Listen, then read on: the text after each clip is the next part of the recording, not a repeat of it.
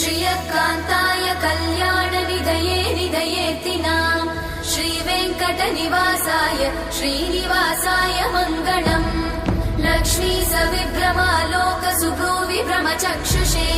चक्षुषे सर्वलोकानां वेङ्कटेशाय मङ्गलम् श्रीवेङ्कटाद्रिशृङ्गाग्रमङ्गलाभरणाङ्ग्रये मङ्गलानां निवासाय श्रीनिवासाय मङ्गलम् सर्वावयव सौन्दर्य सम्पदा सर्वचेतसां सदा सम्मोहनायास्तु वेङ्कटेशाय मङ्गलम् नित्याय निरवध्याय सत्यानन्दचिदात्मने